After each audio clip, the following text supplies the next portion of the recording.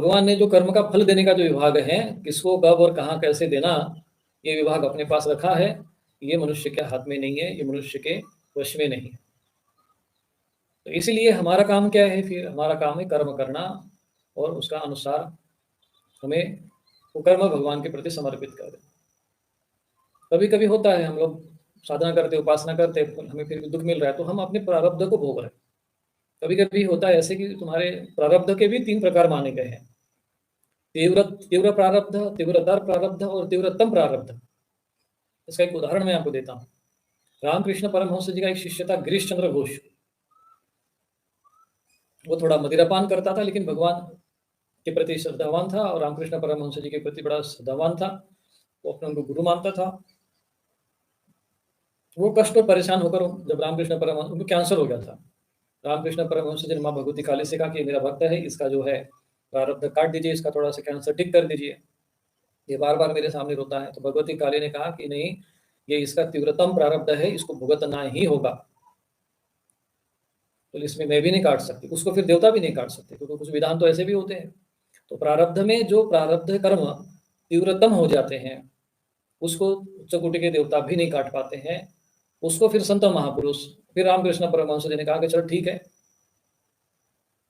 तो ठीक हो जाएगा, कैंसर तुम्हारा ठीक हो जाएगा। उसका तो कैंसर ठीक हो गया, लेकिन वो कैंसर जो रामकृष्ण परमहंस जी के शरीर में आया, और फिर उनको जो है कैंसर वहीं पे हुआ जहाँ पे उसको था, वही रोग हुआ। कि कभी हमने भी थोड़ा बहुत ऐसा अनुभव करके देखा है कि जब हम किसी के प्रारब्ध को काटते हैं, तो उसका भुगतान साधु महात्मा को भुगतना पड़ता है। कई साधु महात्माओं का बुढ़ापे में अंत दुर्गति होती है, कष्ट में भुगतना पड़ता है। वो अपने भक्तों के कर्म अपने सिर पर लेते हैं, फिर बाद में बुढ़ापे में भुगतते हैं। तो कर्म का सिद्धांत है, तुम भोगो चाहे तुम्हारे चेले भुगते, भुगतना तो पड़ेगा ही। दयावश इसलिए कहते हैं करुणा अवरोध, करुणा का अवरोध करना चाहिए।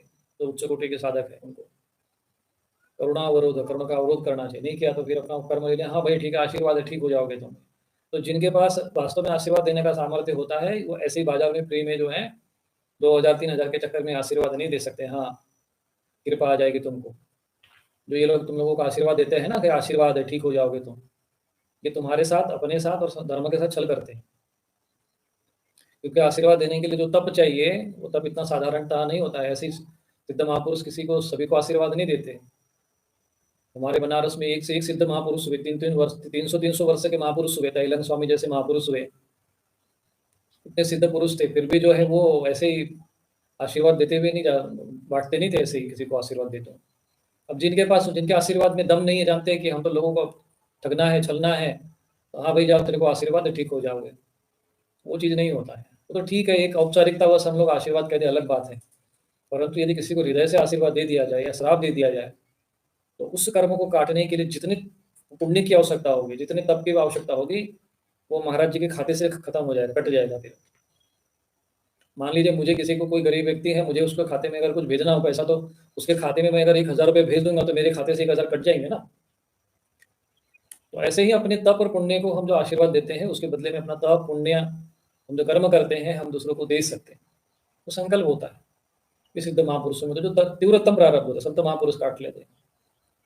और जो तीव्रतर प्रारब्ध होता है, वो आप मंत्र साधना या देवताओं की कृपा से काट सकते हो।